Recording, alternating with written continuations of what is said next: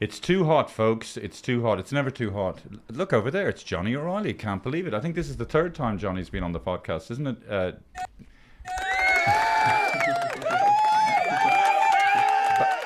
Back by popular demand. Freelance journalist, film director, polymath. Isn't that what they used to call people back in the day? Somebody who can do lots of different things. But none of them really well. No. Well, Hannah, please. I thought it was a Renaissance man. He's a Renaissance man. Renaissance. I mean, what? Are you not... Applesauce. Renaissance. Renaissance. Is it a French pronunciation? Or? Renaissance. Okay. Renaissance. You're so posh, it hurts. So, yeah, this is the first... This is the first podcast we've done since... my dad died, or your grandfather died. Do we have a minute of silence? Well, I don't know, Johnny. Not a whole minute. They say a minute of silence, but it's never a whole minute. Like 10 seconds. Yeah, go on. Really? Yeah. Just to remember. But like, I think we have to go into the serious mood. I think. Huh? Well, it seems like you own something. I think you're on something, Hannah. You've got a big silly smile on your face. It's really annoying. This is supposed to be the funeral podcast. Yeah. Hannah's taking fentanyl to get through this. Yeah, I'm But in football matches, they do a minute of applause now, like as a Yeah, I like it as well. Okay. Huh? Okay, we'll do like a few seconds silence or some 10-second silence. Okay. Well, how are we going to do it? Oh, Jesus Christ! It just seemed okay. Okay, Dad. Thanks for being my dad. And No, what?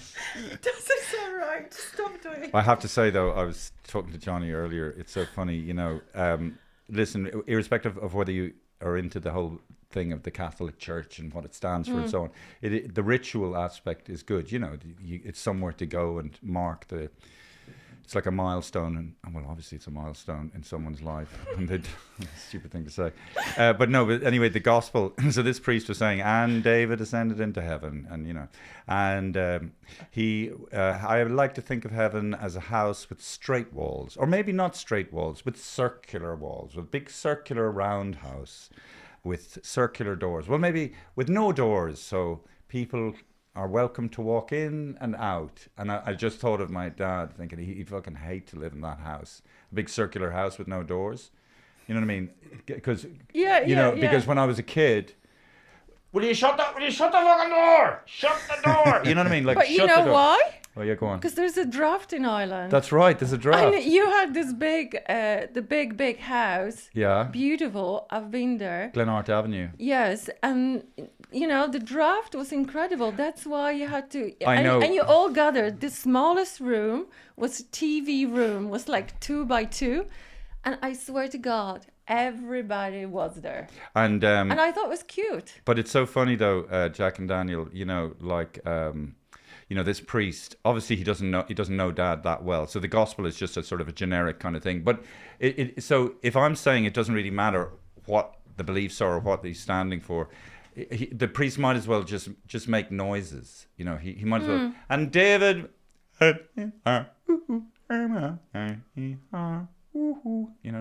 just make noise. Okay. But he probably does funerals all the time, and probably has rotates between 6 different concepts. Yeah, right. So today was, but it is funny. Circular house. It is the circular house. Circular. It is funny, the concepts. Yeah, those little kind of moral tales that they tell that are kind of thousands of years old, and it's always. And Jesus said to the people, "Oh, you thing," and then the people said, "Well," and then Jesus said, "You see," and then they make a comparison, and that's why today, even when you're this, they make these little moral, tales, teachings. They interpret the Bible. Yeah. Anyway, it was Barry, my brother, gave a beautiful eulogy. That's what you call it, and it was right and fitting that my younger brother gave the eulogy because he followed in my father's footsteps. But remember, and he knows all about that world. Yes, you have no clue.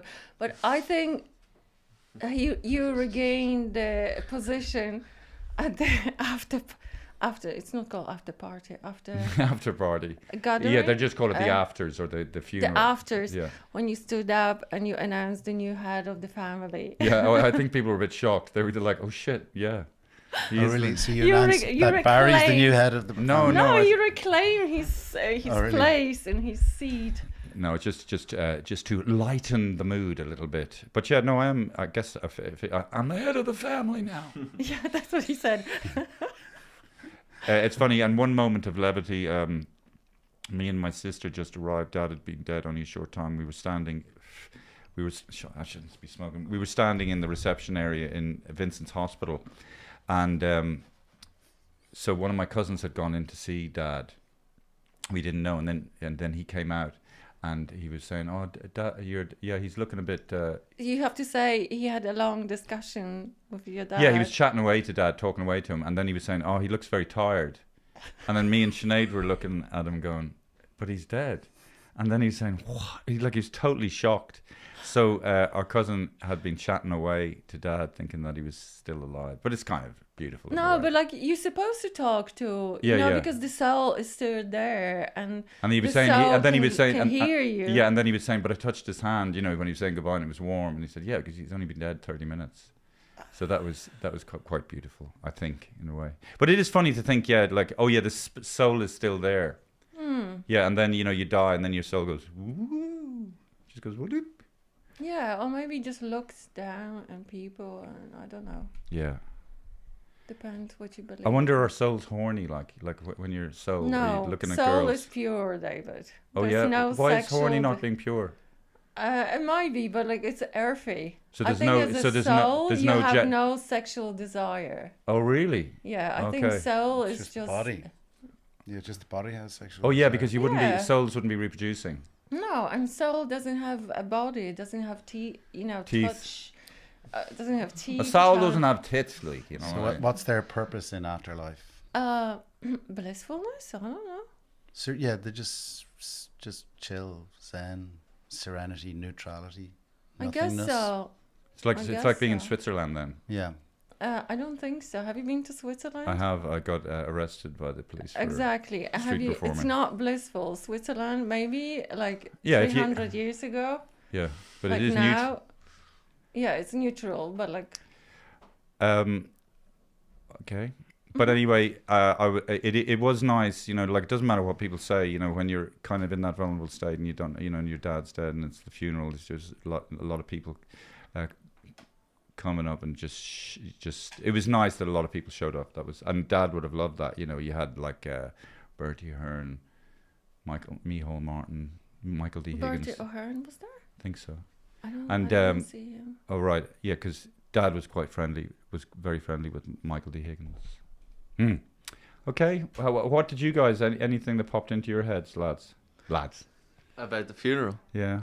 Well, it was very nice to carry the coffin. I thought a nice ritual, Can I just ask anyone? Because I thought I recorded a few things, but I think I was the only one who took out the phone and recorded. Is that the Irish custom that no one records anything during the funeral?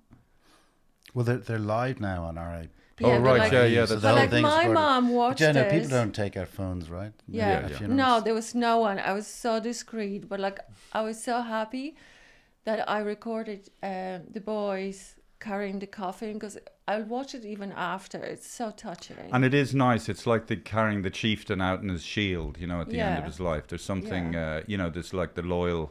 Yeah, the Irish flag being on the coffin as well. That was nice, Yeah.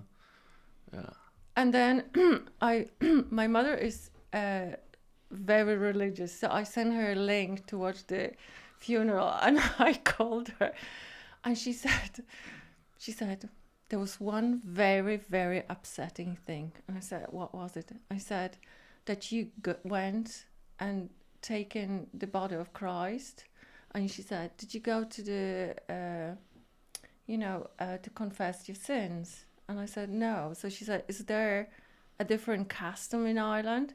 Well, you don't do confession at a funeral. Yeah, no, but you're supposed to go. Before you take the body of Christ, you're supposed to absolve all your sins. Yes. That's in Poland. Yeah, in Poland, you can't go unless you have the solution of sins. There's too many sins in Ireland to be doing that every time someone dies. Okay. So Johnny, the last time we talked, you were sort of finishing or close to finishing your documentary about the Ukraine-Russian war. Yes, Why are you laughing now? No, I'm laughing because I'm still close to finishing the documentary about the war. Yeah. A bit closer. Yeah. By the way, it is very hot in here, and it's one of the hottest days. So we won't be we won't do a very long podcast. And is that because, you know, is it like anything, you know, you do a draft, a second draft, a third, a fourth, a fifth, and then you start rearranging things? And well, there's two things. One is that just such a big scale of content to go through. So we got like 500 hours of footage. So it takes a long time to process it, make the selects, and then edit it. Speaking of scale, as you're saying that, how long is the front line of the war? 1,000 kilometers, so about 600 miles. So what's the is that from Mizenhead to? Go on, yeah. Where it gives a scale. Well, it's like the whole of England. It's top to bottom of the UK, of England and Scotland. And like, I think did we talk about this the last time? Like, what how many people are like? Is there fighting along that, or is it a stalemate? No, well, I mean, there's soldiers positioned all along that because you can't leave a gap because that would be you know. That would be taken advantage of. There's, but in different areas, there's higher concentrations of troops and bigger battles. So the biggest battle is always in Donbass because that's what Putin needs in order to claim a victory. And there's 3 big cities in the Donbass that he's trying to get. And if he gets those cities, he threatens the rest of the country because between those 3 cities and Kiev, it's just kind of flatland. And this is on a kind of a higher plane as well. So even in these days, if you take a town that is even like 100 meters higher in altitude than the next place, you've got a real advantage. Do you think people in Europe or around the world do they think Russia are justified in what they did? No, but I think there's always a minority of people who do because there's a very big and important element of the hybrid war. That's the information war. Right. And the West or Ukraine is fighting an asymmetrical battle with Russia in that information war because Russia... When you say asymmetrical, what do you mean? Hannah wants to know. I'm going to explain. So in Russia... there's a closed information system, so they have a huge advantage in the information war because our Western narratives don't impact them and don't have an influence on, you know, Russian people, but their narratives do have an impact on people in countries where there's an open information system. So there's always going to be, you know, a small minority of people who believe in conspiracy theories, who are vulnerable to fake narratives, misinformation, propaganda. And what's the big narrative that really sold the war to certain amounts of people over here? That Russia was provoked by NATO, that Russia was provoked by, you know, Western hegemony. What's hegemony? Just, you know, imperialism. Fucking hedges and all. And the real story is that Putin had stolen too much money from the oligarchs and was possibly afraid that there was some kind of, it's a conspiracy theory? No, I'm just saying to Johnny that this is what I understand, and he was afraid that something was going to kick off, some kind of revolution, in the same way the Arab Spring kind of kicked off, like somebody gets arrested and it just spreads like a virus really quickly. So to stop that from happening, and for he started a war. Yeah, I think but if you're going to ascribe a motivation to something as big as a war, right? Accurately, you know, there's multiple reasons for it. But then I think the top reason, my reading of it, is for Putin to remain in power. He needs the war. And once he starts the war, there's no way out for him. He has to either win the war or continue the war in order for him to retain power. So that's why it's very dangerous. And that's why, you know, all these guys in history, including Hitler, once you start, you can't stop unless you have complete victory.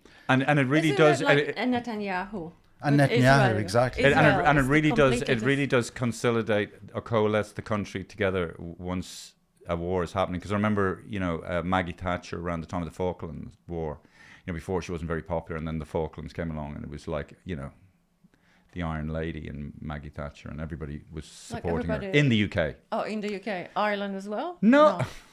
I don't Ireland know, supporting Maggie Thatcher. Well, that's what I'm saying. You full go mad. But so that's the effect a war has on a nation, especially in a nation like in Russia, where there's the information is very controlled. Of course, I mean, like he's obviously paying very extremely high fees to soldiers on the front lines, but also there has to be an element of, somehow encouraging young men to risk their lives for this, event. And the way to do that is to kind of whip up a fervor, exaggerate the threat, encourage these young men to think that if they don't join the war is going to come to their family and destroy their family. So you build up all the fears and all the nationalism, the ideology. So the country almost inevitably becomes this nationalist totalitarian state in order to affect the war. I just have a question because, I'm Polish and I would like you to explain, and I know a little bit of Russian mentality. How do Russians differ from, their mentality differ from the Western world? I think the biggest difference between Russia and the West is that they have had authoritarian systems for much longer. So their system is surrounded, if you think about like in America, maybe the unit of society is the individual. A lot of the laws are set up for that. In Europe, you could argue that it's the family. But in Russia, there's one unit of society, and that's the Tsar and everyone working, underneath him. So they just have that kind of DNA memory built into all of their institutions, their political systems, and even within families and individual relationships. So there's always this idea of the master and slave throughout Russian history. And, the Soviet Union was basically just another, extremely authoritarian system, just like the monarchy before it. And Putin's, quite easily been able to reinvent that system because people understand it and they know that it's part of their historic history and their DNA. And it keeps, in a weird way, the positive, if you want to call it positive aspect of that sort of authoritarian rule is that it's safer for ordinary citizens on the streets, kind of thing. Would it be fair to say that? But also they've had an experiment in democracy in the 90s under Yeltsin, and arguably that was worse for many people because there was chaos, there wasn't even food, there was hunger.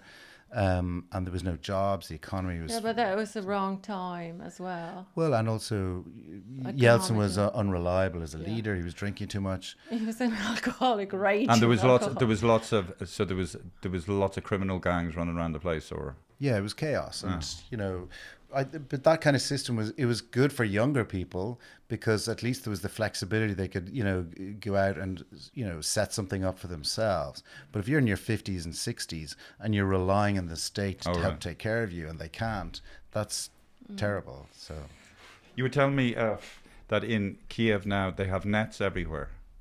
Not in Kiev, but in the frontline cities, yeah. And in the countryside near the front lines, yeah. Oh, they don't have it in Kiev? No, they only have nets where Russian drones can penetrate. So like a Russian drone can penetrate, say, 20 kilometers. So if you're living anywhere near a Russian position, within 20 kilometers, you're effectively in the kill zone. So they can send a small little €500 drone equipped with, a munition that's the size of 3 grenades. It's funny, and they can fly into your house, like open through the open door and find you in the kitchen. And what did you say? What person point of view? First person view drone, so it's FPV. Yeah. It's funny, when you said living in the kill zone, I just imagined these property heads in Ireland. You'd be mad not to buy a place in the kill zone now. You get it for nothing, you know what I mean? And then when the war's over, you can sell it. Oh God, sorry, Hannah. But you'd be mad, back in the Celtic Tigers, you'd be mad not to buy in Romania. I understand your joke. You don't need to explain it. Mansplaining? Johnny, I'm interested in how you first kind of encountered the world you're living in now in Russia. Obviously, you lived in Moscow for 12 years. Was that the first time you lived like out in Russia or Ukraine? Well, actually, the first time I went, I was a student, so I was 22. So what year was that? 93. 93, to the year Daniel was born. The year Daniel was born. So Daniel. When you were born, I was traipsing around the snow in Moscow as a student, and I mean, I was just very young at the time, and I didn't even speak the language very well. But it was I had some foreign currency, and their currency was collapsing. So it was the first time in my life that I could go to a restaurant and buy a meal for 10 people. Oh, right. Live like a king. Yeah. So as a student, that was quite intoxicating, being able to. Did you exchange the money on the black market? Oh yeah, I remember that. Yeah. Did you do it on the street or? No. So I lived in student accommodation, and the students had their own little mini mafia, and there was 2 guys from Uzbekistan who ran the money changing unit for students. And I remember going into his little dorm, knocking his door, and they had real business going there. Yeah. And I noticed they had a box of cash. And beside it was a machine gun, Kalashnikov. Jesus Christ. Yeah, and these are students. Yeah. You know, I mean, those guys are probably the president of Uzbekistan now. You know? So But that was Russia in the 90s. That's God, yeah, sorry, go on. So then after that, how long was it until you went back to Russia? No, you stayed in Russia. Well, no, I stayed there for 8 months. Yeah, and right. then I went back, you know, a whole bunch of times in the 90s, just for a week, a weekend, a month. I went 3 months once. And was this like just to go there, or like professional trip as well? Well, yeah, no, I went there on holidays a bit, and I went looking for opportunities. I had an idea for a documentary that I tried to make. Right. So just tried to keep up the connection. It's so sad you can't go to these places, you know what I mean? Yeah. Like you can't just pop over to Moscow or go to Afghanistan or Syria. You I'd love to go to Afghanistan, like pop over. Of course you can. Of course you can.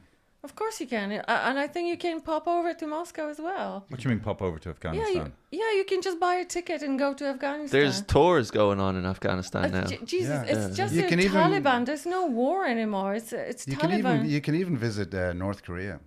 Yeah. I know how to do it. Just don't try and Do you know, steal a painting. have you heard about that thing called bachi bachi in Afghanistan, where the guys get young boys who are adolescent? Yeah. And they, you know what I mean, because they have no outlet for, you know, because it's not against their, it's somehow, it's like a life hack for their religion. They can kind of be with young boys. Yes. I'm pretty sure the Taliban, I don't know if this is They wrong are the information. Taliban I'm pretty sure the doing Taliban are against it. I think No, the they're I think the not. bashi bashi people were who the Americans were working with a lot. No. But I don't know if that's correct, but Jack, it's not. It's very, very recent. When Taliban is in power, what's happening, and I think Taliban is enjoying it. So in Because they're men. in their eyes, you know, God is thinking, oh, I can't really see that because they're just riding boys. Anyway, it's horrible. Sorry. No, it's awful. It's awful. Yeah. Oh, you can do tours in North Korea. Would you go to North Korea?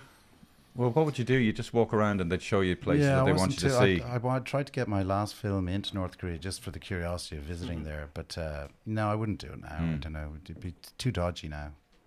It's They, very there's organized. it's as organized. well. There's like a French tour agency that organise it. Yeah, and So you have they to apply weeks in yeah. advance, and then you pay them up front, and then you have to wait to see if you get a visa, and then you exit via China, and everything's just organised. But also, it's a highly controlled visit. Yeah. So like you can't just go off and talk to people. And anyway, people would not talk to you. And if you slip away, like some people have slipped away from those tours, but they've ended up in prison for like 3 years until their government, gives them $100 million or something to get them released. Jesus Christ. Can you imagine it just getting locked up in Korea? Fucking hell. North Korea. You'd be just laboring. I think they wouldn't really torture you. They just would make that American guy who tried to steal a painting, like he's dead. Yeah, that's like right. They killed him, In North Korea? In North Korea, yeah. Oh, what painting did you start? No, he I think he wanted to take down a picture of the leader. Yeah. Oh, yeah. Or and as a souvenir. In North Korea, if you What was his name? I forget, but in North Korea, if you don't have a picture of Kim Jong-un or whoever on your wall, I think you get executed. Like, What was his name? I can't remember. I don't know, but like North Koreans, apparently every woman gets, as after 18 years of age, they get supply of makeup. It's the same one they get supply for the same kind of clothing. I think they have to supply their measurements because I presume they're not the same size. Otto Warmbier. Yeah, that's right. Where was he from? He's from America, and then he was released in a vegetative state, as they say, and then he died a few days later. Like he was. Oh yeah, so they poisoned. didn't kill him. No, they did kill him. Like it's just Well, with a delay.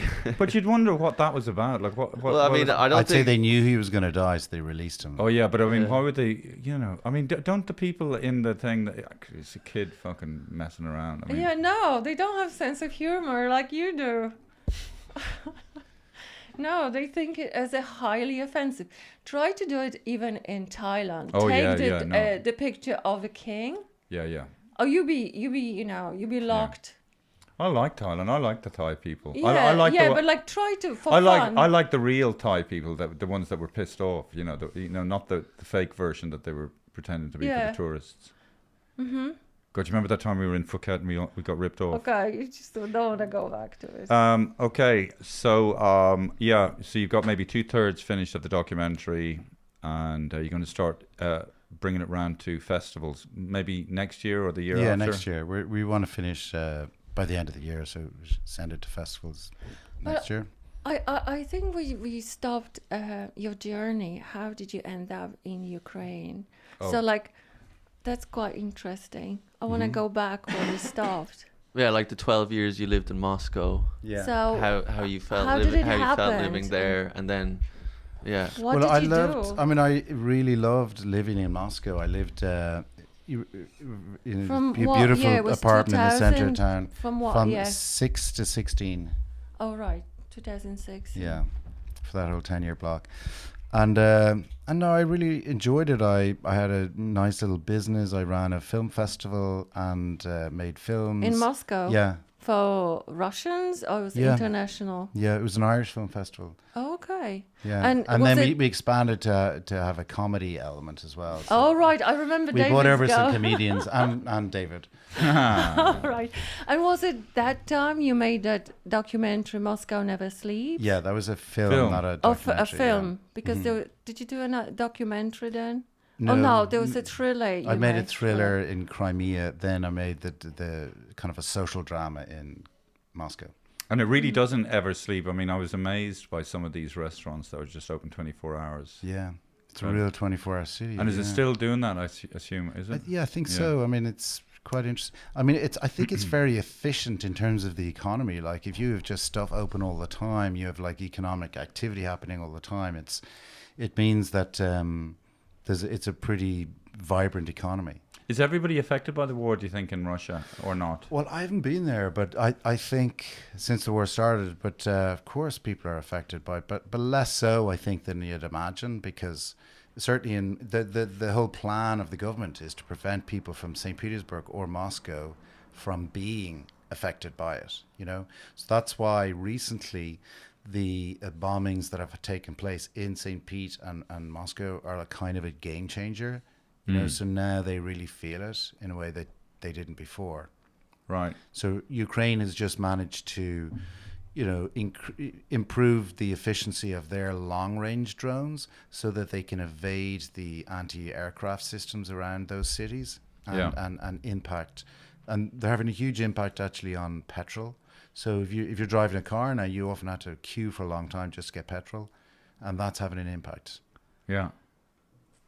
Have you seen the fact, like, Europe and the US stopped buying natural gas directly from Russia, but then I think recently they've started buying again directly from Russia? Have you seen anything about that? Yeah, I don't know the exact, amounts, but the EU countries are always buying LNG from different sources, and like you can imagine, if there's a country that, okay, they can get it from this amount from, I don't know, from the Saudis, and then they get it like 20% cheaper from Russia. Yeah, but isn't it embargo on Russian gas? So I find it really hypocritical saying, oh, we're gonna,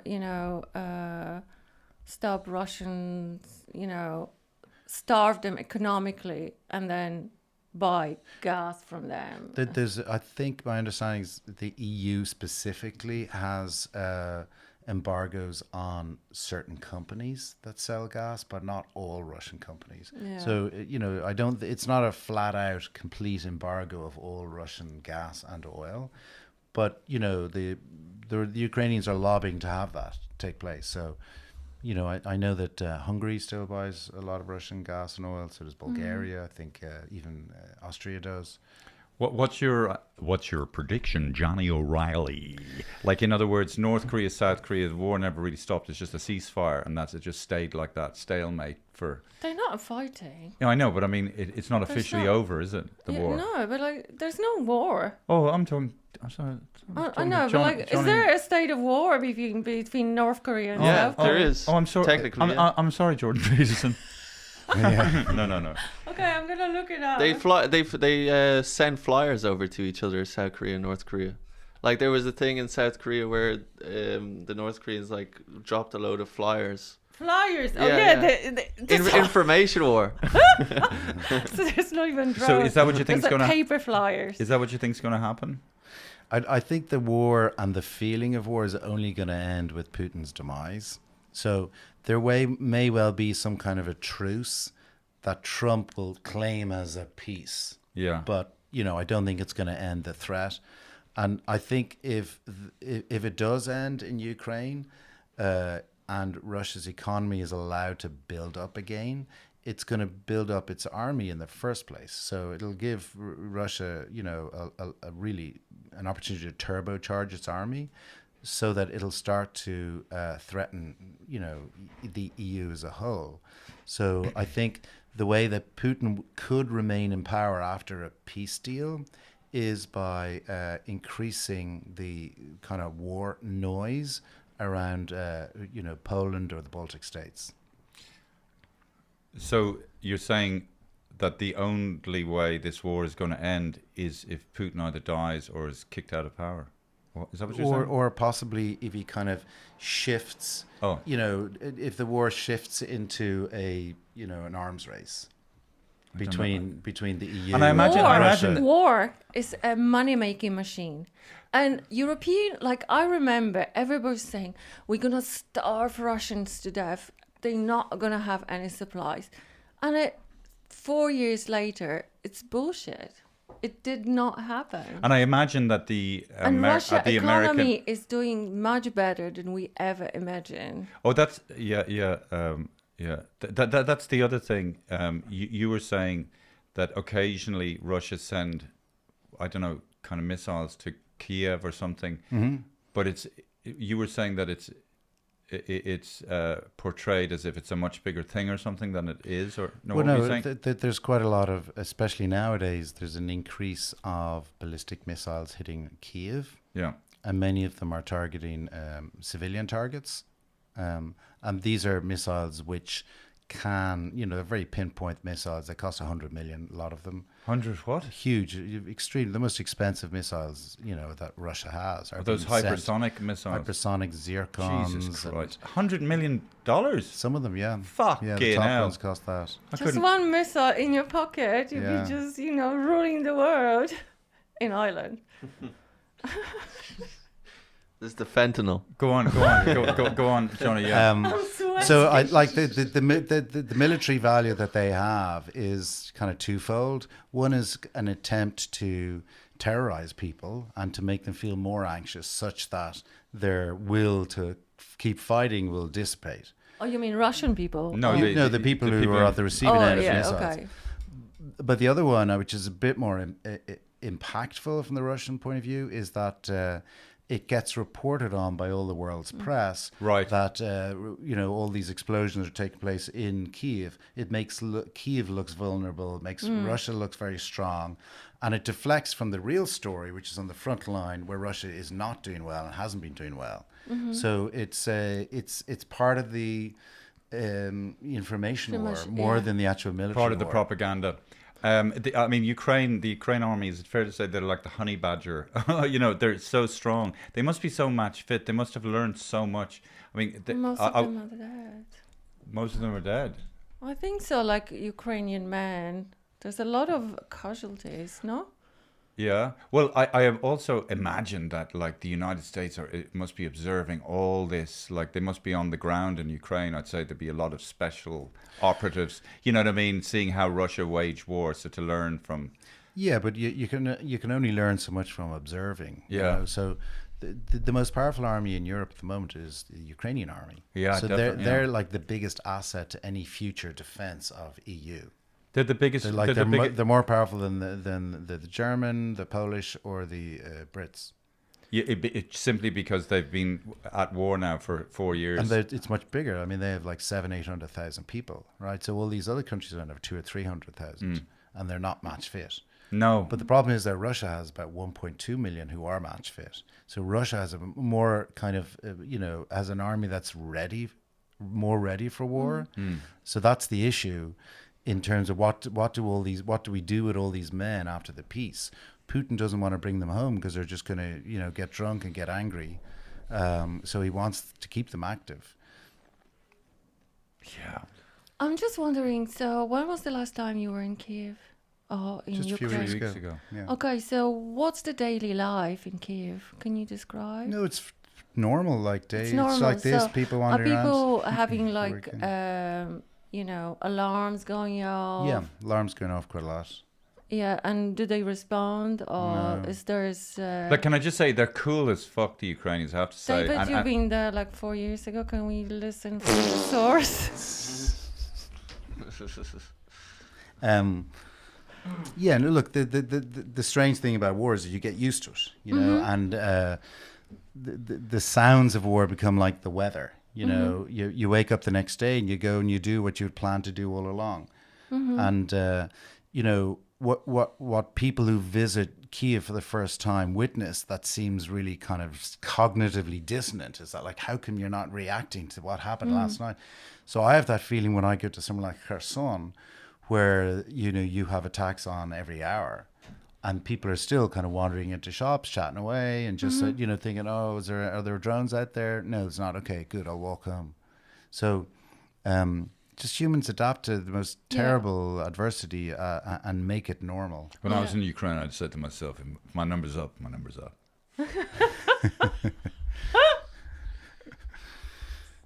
And Johnny was like, "No, don't, David, don't." I'm saying, "Johnny, come on." Could you tell us a bit about like the people, the soldiers, and all the people that you've followed in making the documentary? I remember you showing us some guy, a sniper. Oh yeah, yeah, and maybe some of the interesting people you've met and followed. The sniper? What was that one? Well, I suppose the guy who I'm closest with is a guy called Maxime, who's a priest. And he used to be a kind of a gangster. You know, he calls it like one of his hobbies when he was young was racketeering, you know, when he was like 19, going up to restaurant owners with his other 19-year-old friends and just harassing the owner and saying, "Give me the money." With the gun? Yeah. No, well, I don't know, but just the threat was usually enough because everyone had their own. But then once you start paying those guys, then they stop other little gangs from coming in. You know? Yeah. That's quite notorious in Russia, isn't it? And Ukraine. Yeah. I mean, less so and also nowadays. in Poland, the cops are always looking for money. This is like it's not like in Poland. But you remember when but there are gangs. There's no gangs in Poland going around the business and extorting. What you call it? Racketeering. The racketeering and money. Remember we met when we were in Amsterdam. The guy from Russia who had the mark over his lips. Yeah. Because when he was in Russia, must have been 1991.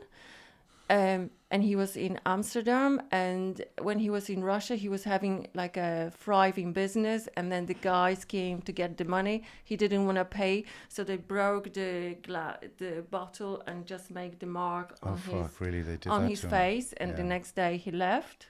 And we met him, did we? Yeah, you don't remember the guy? No, what was he doing?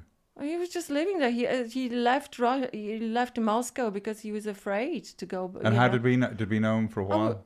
No, we just met him and hang around. You know, street performing. We just met him through some other guys. I can't remember him. Well, I remember him really vividly because that was quite freaky. He had a mark, and then. You mean a scar? Yeah, he had Oh, a yeah. mark, a big scar from the bottle. Okay. A broken bottle. Yeah. I can't remember him. Okay. But I mean, it so was that- 1991. You know what I mean? So that's like it's, and I heard a lot that's like a really really common thing that there are guys. Yeah, but it's not. It's a common thing. It happened in Northern Ireland during Yeah. the Troubles. Yeah. It's unfortunately a thing that happens everywhere Yeah. where there isn't kind of a rule of law. But anyway, sorry, Maxime used to do that. Now I don't know if he's a nice guy now. I don't know what he was like back then, but I don't know if he did anything as bad as that. I don't think he did. But he talks about how one time he came across a guy who he was trying to intimidate, and this guy was already a kind of a retired gangster himself, so he knew how to deal with them. And they became friends, and he kind of became a mentor to him.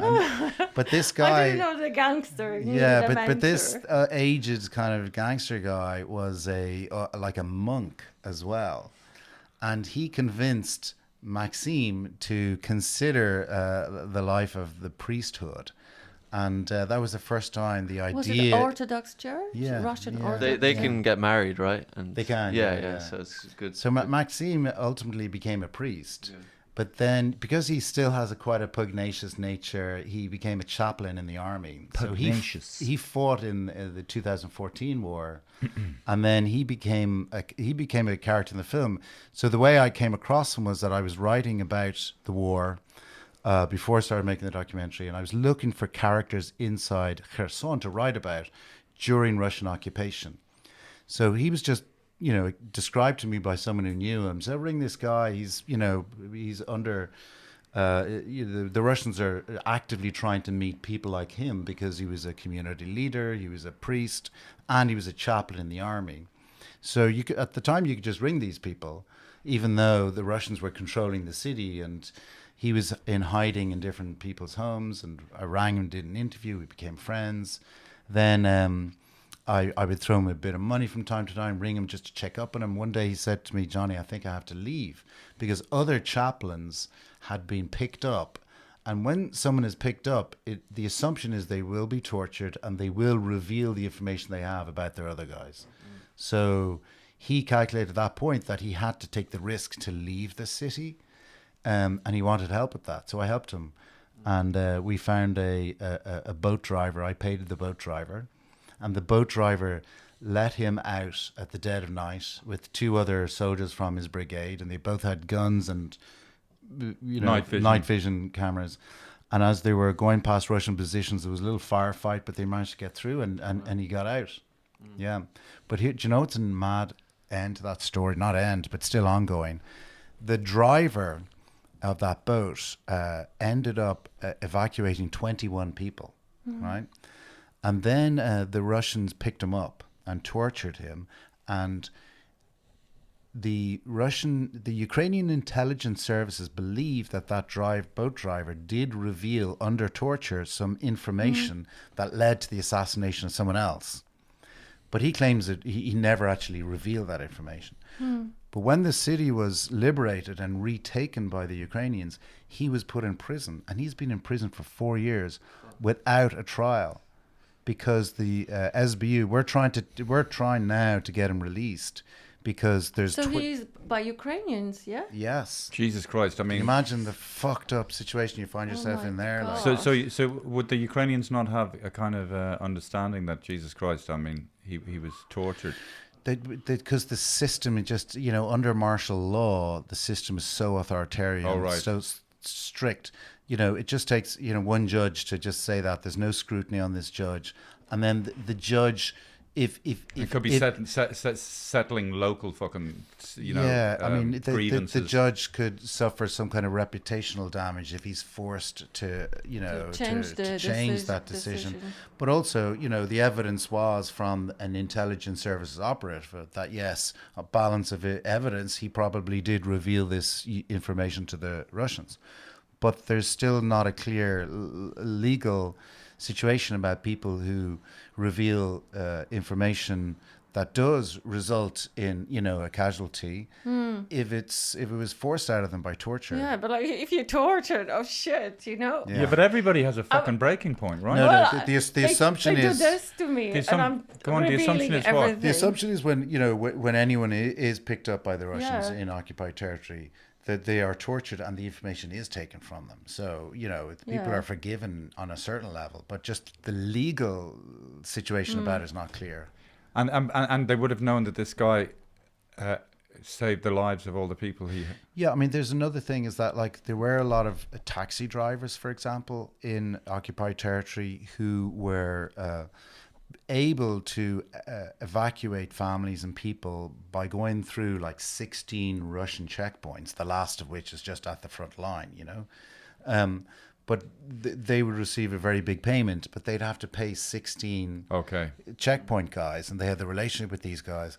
So the suspicion on these, taxi drivers that they were kind of with the Russians anyway. Okay. So, you know, he wasn't like, such how did this guy get 21 people out, you know, all of whom paid a bit of money how is he without having been close to the Russians anyway? Yeah. How is this guy being treated in the prison?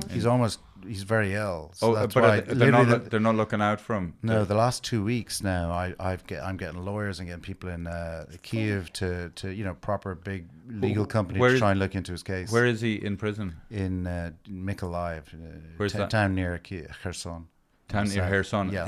near the front line. It's just half an hour from Kherson. Can you get food to him or shit like that? I'm able to ring him and speak to him on the phone. But it's what just, does he need? Does he need a medical, he needs a legal and PR campaign to raise a profile of his particular story, and somehow impact the decision making within the prosecutor's office, so he can get off. So we're looking into how to do that. What about paying off the fucking prosecutor? Well, but I don't know how much that costs. I mean, it's probably not easy. So on these frontline towns, it seems like there's like kind of mass paranoia that's trickled chaos into like ordinary people who are obviously, as you said, the taxi drivers. Like there's this conflict going on, but you still got to make money and make a living. So they see. So you have to play both sides. Right. So very good. There's total chaos because a lot of people are accusing their neighbors of having helped the Russians when they had occupied the town. Like the Russian separatists, kind of. Yeah, right. So in other words, because there's loads of neighbors that I don't like, so I'd be doing that as Yeah, well. you'd be just saying, oh, you help, you know, the Russians. Yeah. And, you know, I didn't. I was, you know, with our, you know, I was doing the podcast. With our people. With our and you people. betrayed us. Betrayed oh, my us. God. Yeah, that's all and that. it's always, you know, the rumor. You need to just to spread the rumor. But what's the state of play with? So I remember, well, I don't remember, but watching videos from 2014 where you had the what was it called again? Majdanek. So you had the Maidan in Kiev, but on the eastern border, like Donbass areas, you had the People's Republic of Donbass and stuff like that, right? Yeah. So what's going on with those people now who were the Russian separatists? Oh, well, they all became part of the Russian army. Actually, that territory under Russian law is now part of Russia. Okay, right. And including Kherson under Russian law is Russian, even though it's controlled by the Ukrainians. Right. And under international Ukrainian law, it's all Ukraine. Right. So those people are now basically part of Russia, and that part of the country is now a very brutal part. Like it's where all the tortures are taking place. It's where the biggest. You know, it's a frontline territory, so you can imagine. When we use the word torture, so like a guy like that, like what do they do to you? Like they obviously have steps. You know, like they've got things. So like if a guy's a professional person who, you know. There's a scene. I can tell you, there's a scene in my documentary where these two guys are just driving in a car. They're actually doing a patrol of a frontline area, and there's two guys, and they both used to be partisans in Russian occupied territory. So what they did was basically plant bombs under Russian trucks and that kind of stuff. But they were liberated when the city was liberated. Now they're just guys in the army. So we were filming them as they were driving around, and one of them told a story to the other because one of them had been picked up and tortured, and then he escaped, or he basically wasn't killed. But the other guy tells him a funny story that he heard what the Russians do. And what they do is they they attach electrodes to both ears, and they say, okay, you've got to pick a phone call from one of two people, either Biden or Zelensky. So if it's Biden, if you say Biden, they electrocute only the left ear. If you say Zelensky, they electrocute the right ear. If you don't say any of them, they electrocute both ears. So the answer to your question is electrocution is one way that they torture people quite effectively. Yeah, effectively. There's a lot of ways to. I mean, I'm a torture creative person. I could figure out tons of ways. Like if I was going to torture you, oh God, I'm sorry, Hannah. I was just like, I'd just pull out your couldn't fingernails. Oh my God, that's what Germans used to do. Nazis, Gestapo. I'd be like That this. was Do you know? just a No, I'd have common you. thing. I'd have your nails like this. I'd be like this. Yeah, look. that's no, what no, they look. used Let to me do. do it. No, look, I don't you're want just to. saying. I'm not going No, to touch your nails. No. Okay, can I just just let me?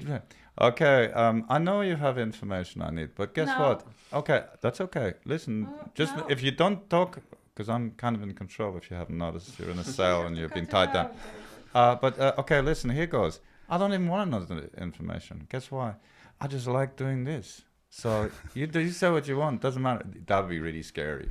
Yeah, I just no, wait, say wait. everything I know. Yeah, no, but I don't. Do you hear me? I don't want to know. I just say Yeah, anyway. oh God, it's horrible.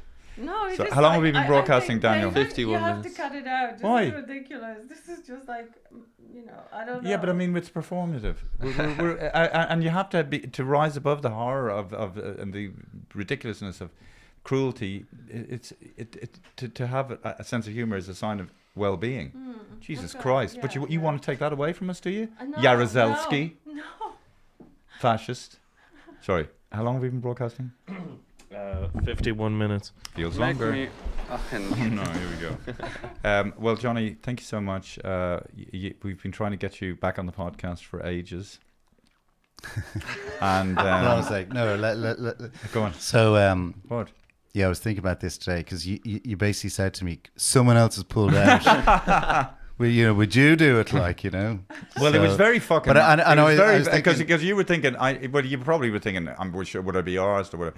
Very nice of you. I really appreciate it. Well, I think it's very interesting. It's You know, very. so- Are you kidding me? Absolutely. Yeah, but I don't know. I love having you on because I love to hear. And I mean, can't, can't wait to see the documentary either. Yeah, but I was genuinely. thinking, I think it's probably Dermot Bannon. Like, Dermot, who at the Late Late Show, if like Sean Penn pulls out the last minute, are they ringing Dermot? Who's the some presenter of a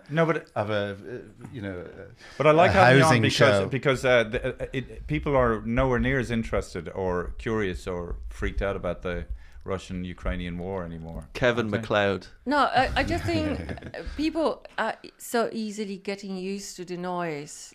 At the beginning it's a horror, and then now it's just like everyday stuff. There is a way you can end actually on a positive note because Russia, I don't know, I'll try and spin this in a positive way, but it's positive for Ukraine and positive for democracy that Russia has lost 1 million men in the last 4 years, taking a portion of land that's the same size as Cork and Waterford together. That's all they've taken in 4 years. And they're now losing momentum. Their economy is getting worse. Ukraine's economy is getting better. So the momentum shift is quite palpable. So maybe it'll continue in that way. Well, I mean, that's not exactly positive for those poor men who died. I mean, I know from the war point of view, but it's just a horrible thing. Do you- An overview. Do you really think that the Russians and Putin, do you think they actually thought they would take over Ukraine in like a week? The way they were saying. Yeah, I mean, of course they did because the people around them it was were such a big risk. Yeah. They had to have believed quite strongly. Their analysis of probability of the situation must have been extremely high that they would do it. But they were misinformed because because an authoritarian system inherently is weak. Yeah. Because you have people below the authority figure telling them what he wants to hear. Right. And apparently that's transposed into the military as well with the command structure. Is that correct? Yeah. It's like a shite comedian second guessing what he thinks the audience want to hear. They might be successful momentarily, but long term. Good evening. I just would like to also know the last thing. Oh, God. What's the difference? You spent 12 years in Moscow and then in Ukraine. What's the main differences between Russians and Ukrainians?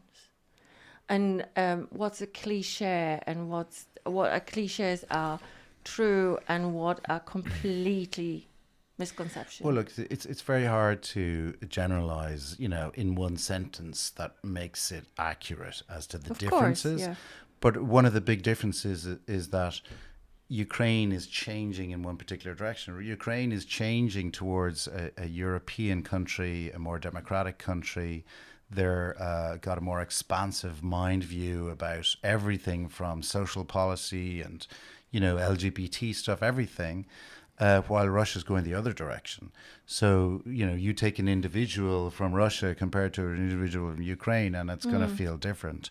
But that's because of the war. Like, the war has made things much more different than it would have been before. And in fact, there's not that kind of history of animosity between Russia and Ukraine. It's not like the Croats and the Serbs. Yeah. But there's obviously a history of Russian imperialism over the whole region. But, many people in Ukraine have one Russian parent, one Ukrainian parent. The big difference is that this particular authoritarian ruler has created this war in order to maintain and increase his power base at home. Yeah, you remember that weird interview he did with a BBC journalist, and he answered by giving this long historical... That was with Tucker Carlson, wasn't it? It wasn't. Yes. Might have been Tucker Carlson, yeah. And he gave this big, long historical background, real but kind of... It's all bullshit. I mean, if you've got a whole 1,000-year history of your own country, you can justify anything by going back in history. Say, we're actually really, fighting people because 800 years ago, Finn McCool, basically took over that bog. Well, look... On a positive note, right, I mean, there are people in Russia who want fuck all to do with this war. They want fuck all to do with Putin. They know it's all bullshit, but they can't say anything because they're deadly afraid. If they put a finger out of line, they'll get beaten up or arrested or whatever. And ultimately, peace will break out and we'll all go to Ukraine. What a great place. I love Lviv. Lviv is really nice. Lvov. Lviv. I I love you. Lviv, that's what you say? I think Lvov is the Russian version. Yeah, no, we in Polish as well, is it? Polish There used to be a lovely Polish city. I'm surprised it's Lvov not. That was Polish city, yeah. Yeah. Well, Lviv was Polish only 100 years ago or something, so, it was before the Second World War. Less than 100 years ago. So really 800 years really cool place, great food, everything. Let's go, come on. We can rent a nice place. We can watch Johnny hook up. Get your with teeth done girl. there as well, right, David? Oh, did I get my teeth done? And you want to have your hair transplanted in your... Yeah, I was thinking about getting my hair done. But you have a whole head of hair. You don't need it. Okay. Thank you so much, everyone. Normal programming has resumed. God love to my father, and hope everything... Rest in peace, Dad. And, And on the positive note, your dad was one of the 4 major signatories on the Belfast Good Friday Agreement. It was Bertie Ahern, that your dad from the Irish side, and it was Tony Blair and Mo Mullen. And your dad has this beautiful photograph of himself and Mo Mullen signing the agreement. Okay. Thank you very much, ladies and gentlemen. Thank you, Jack. Thank you, Daniel. Thank you, Johnny O'Reilly. Близнец, товарищ. Anya. Здравствуйте.